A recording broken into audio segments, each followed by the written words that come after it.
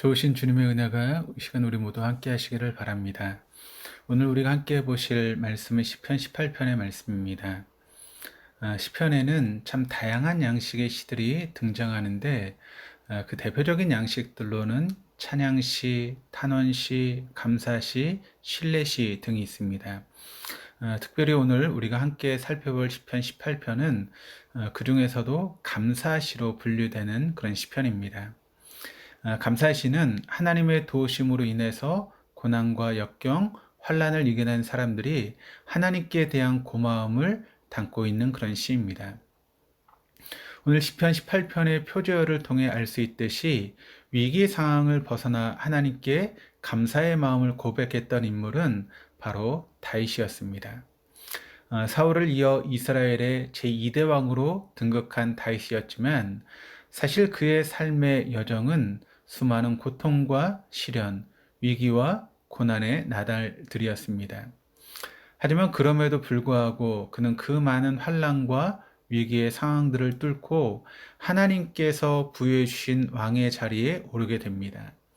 이후 그 상황들을 이겨내고 그 자리에 있게 하신 하나님을 기억하며 감사의 마음을 고백하는 것이 바로 우리가 함께 읽고 있는 시편 18편입니다. 본문 3절에 기록된 것처럼 다윗에게는 참 많은 원수들이 있었습니다.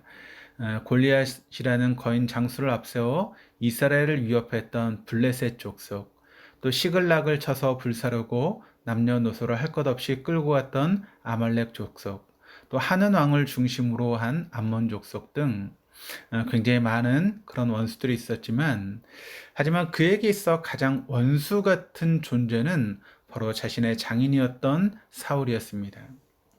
다윗이 얼마나 장인 사울을 자신을 미워했던 존재로 기억했는지 그는 표제어에서 원수들 안에 사울을 포함시키지 않고 따로 분리해 놓을 정도였습니다.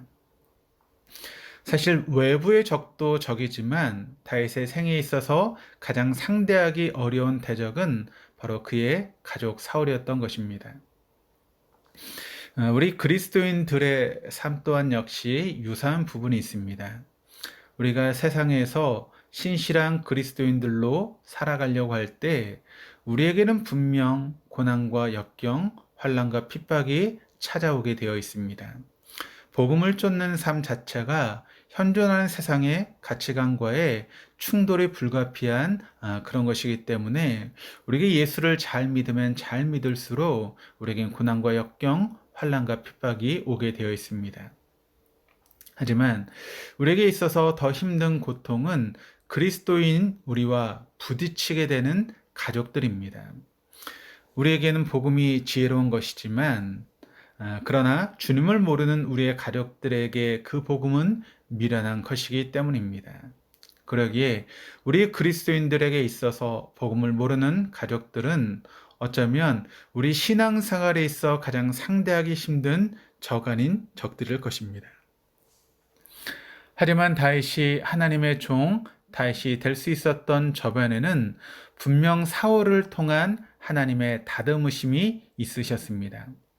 가장 지척에서 자신을 돕고 지원하며 세워주어야 할 장인 사울이 오히려 자신에게 칼을 겨누는 상황을 맞게 된 다윗은 세상에서 믿을 수 있는 사람은 없고 오직 하나님만이 내가 의지할 수 있는 분이심을 깨닫게 된 것입니다.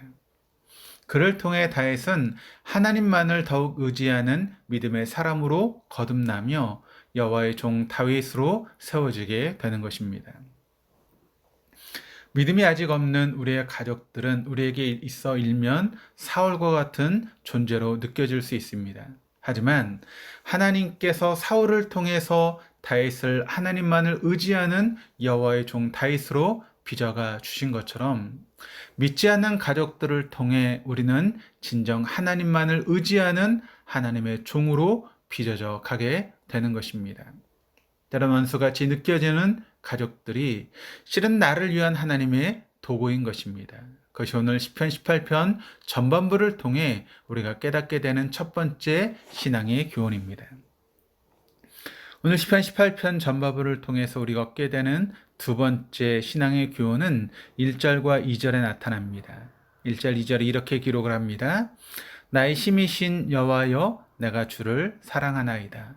여호와는 나의 반석이시요 나의 요새시요 나를 건지신 이시요 나의 하나님이시요 내가 그 안에 피할 나의 바위시요 나의 방패시요 나의 구원의 삘이시요 나의 산성이시로다. 오늘 시편의 기자인 다윗은 1절을 통해서 주님이 자신의 힘이시며 자신은 그런 주님을 사랑한다라고 고백하고 있습니다. 여기에 등장하는 사랑이라는 히브리어 단어는 람이라고 하는 단어인데 보통 인간에 대한 하나님의 사랑을 말하는 것인데 유일하게 여기에서만은 인간의 하나님에 대한 사랑을 표현하는 데 쓰이고 있습니다. 일부 학자들은 인간은 하나님의 인간을 향하신 사랑만큼 그분을 사랑할 수 없는 존재이기에 람이라고 하는 그 단어를 하나님이 우리를 사랑하시는 그런 사랑이 아니라 충성과 헌신의 의미로 해석하기도 합니다. 물론 인간이었던 다윗은 분명 자신을 향한 하나님의 사랑만큼 하나님을 사랑할 수 없는 존재임에는 틀림이 없습니다. 하지만 다윗은 자신을 향한 하나님의 사랑의 너비와 길이와 높이와 길이가 어떠한지를 이미 몸으로 체험한 사람이었습니다.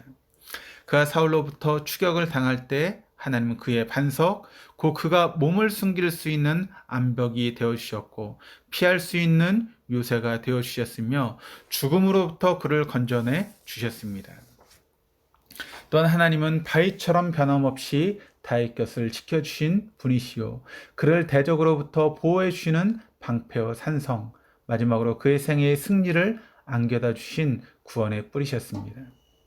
그 하나님의 사랑을 알고 있던 다윗이었기에 비록 인간인 자신이 라함의 사랑으로 하나님을 사랑할 수 없는 존재임을 알면서도 그는 라함의 사랑으로 하나님을 사랑하고 싶다라고 고백하고 있는 것입니다. 하나님을 향한 다윗의 그런 마음은 궁극적으로 다윗을 지탱해주고 있는 힘이 되어서 그 어떤 상황 속에서도 소망을 잃지 않게 하는 힘의 원천으로 작용하게 됩니다.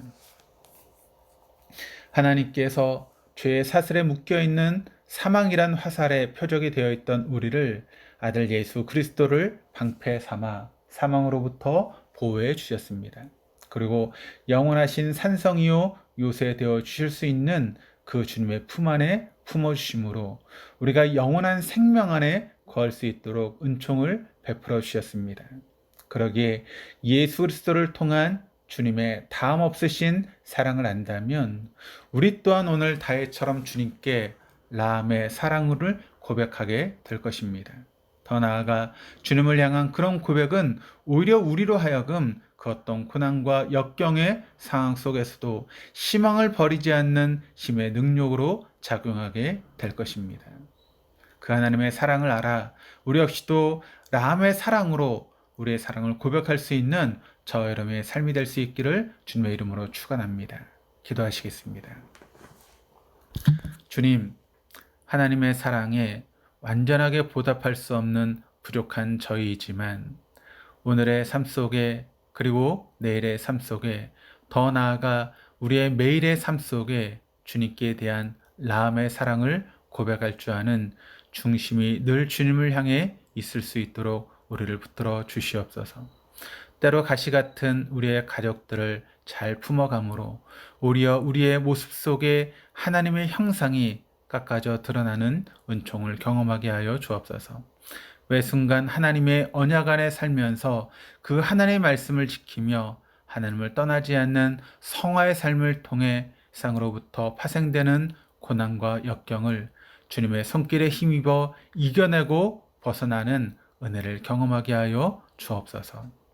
저의 생에 오직 유일한 힘이신 예수 그리스도 이름으로 기도드립니다. 아멘. 사랑하는 교회 여러분, 오늘 이 시편 18편의 말씀을 통해서 어떤 은혜를 받으셨습니까? 오늘 말씀 가운데 우리가 받았던 은혜를 붙들고 우리가 기도하고 또 하나님께 나아가는 시간이 되었으면 좋겠습니다. 우리를 아프게 하는 그런 가시와 같은 주변의 사람들이 우리를 향하신 하나님의 손길이고 또 우리를 빚어가신 하나님의 은총임을 우리가 깨닫고 그 하나님의 사랑 안에서 우리의 사랑을 하나님께 드릴 수 있는 저 여러분의 삶이 됐으면 좋겠고 오늘 그 사람들을 우리가 다시 한번 품고 하나님께 나아갈 수 있는 우리 동독의 모든 교우들이 되었으면 좋겠습니다. 오늘 하루도 승리하시기를 바랍니다.